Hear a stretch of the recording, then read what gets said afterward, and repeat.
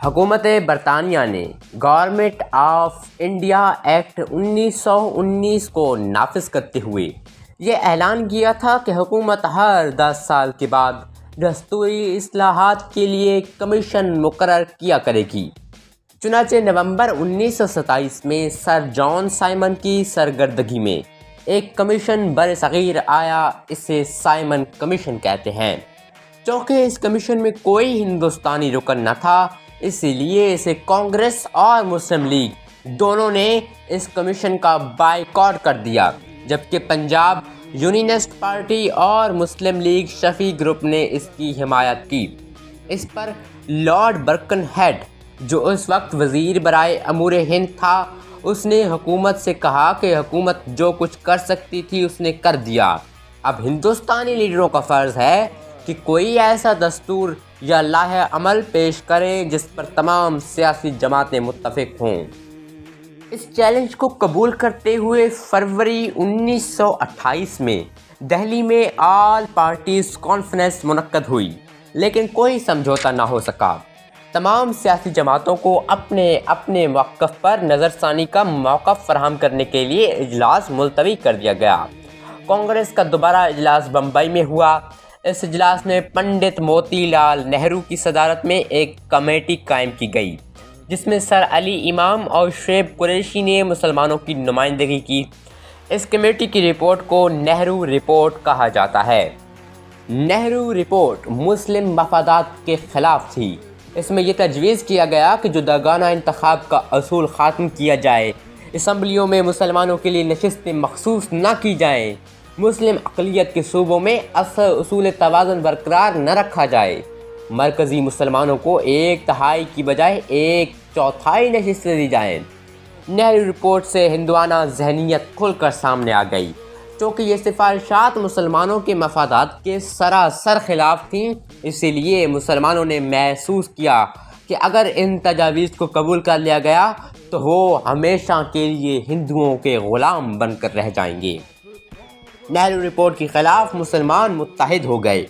دہلی میں سر آغا خان کی صدارت میں آل پارٹیز مسلم لیگ کانفرنس 31 دسمبر 1928 سے 1 جنوری 1929 تک بلائی گئی، جس میں قائد اعظم نے سمجھوتے کی غرض سے نہرو رپورٹ میں 4 ترامیم پیش کی، جن سے 3 کا تعلق مسلمانوں سے تھا، مگر کانگریس اور نہرو نے انہیں ٹھکرا دیا۔ اس پر قائد اعظم نے فرمایا کہ اب ہندوؤں اور مسلمانوں کے راستے الگ الگ ہیں۔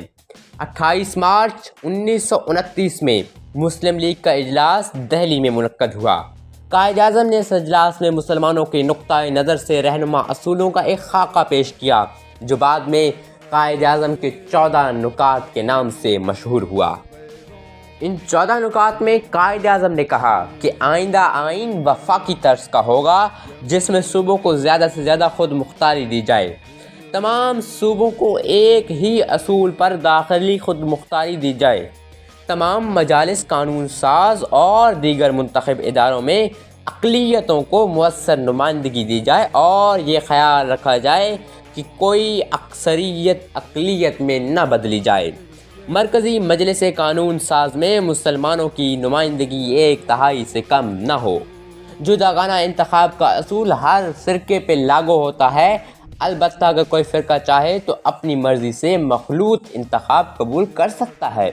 اگر کبھی صوبوں کی حدود میں تبدیلی کرنا مقصود ہو تو اس بات کا خیال رکھا جائے کہ اس تبدیلی کا مسلم اکثریت والے صوبوں پر اثر نہ پڑے، تمام فرقوں کو یکساں اور مکمل مذہبی آزادی حاصل ہو، اور اگر کوئی مسودہ قانون کسی خاص فرقے سے متعلق ہو اور اس فرقے کے 3/4 ممبران یعنی ہر 4 میں سے 3 ممبران اس کے خلاف رائے دیں تو اسے مسترد قرار دیا جائے گا۔ سندھ کو صوبہ بمبئی سے الگ کر دیا جائے، بلوچستان اور شمال مغربی سرحدی صوبے میں دوسرے صوبوں کی مانند اصلاحات نافذ کی جائیں، مسلمانوں کو تمام سرکاری ملازمتوں میں ان کی اہلیت کے مطابق حصہ دیا جائے، مسلمانوں کو ہر قسم کا مذہبی و ثقافتی تحفظ دیا جائے، صوبائی اور مرکزی وزارتوں میں مسلمانوں کو 1/3 نمائندگی دی جائے، اور وفاق میں شامل صوبوں کی منظوری کے بغیر مرکزی آئین میں کوئی رد و بدل نہ کیا جائے۔ یہ بہت ہی اہم نکات تھے اور یہ نکات بر صغیر کی مسلم تاریخ میں بڑی اہمیت رکھتے ہیں۔ یہ مسلمانوں کے سیاسی مستقبل کی ضمانت تھی۔ اگر ان پر عمل ہوتا تو اس بات کا خطرہ نہ رہتا کہ مسلمان غلام بن جائیں گے یا ان کا جداگانہ تشخص ختم ہو جائے گا۔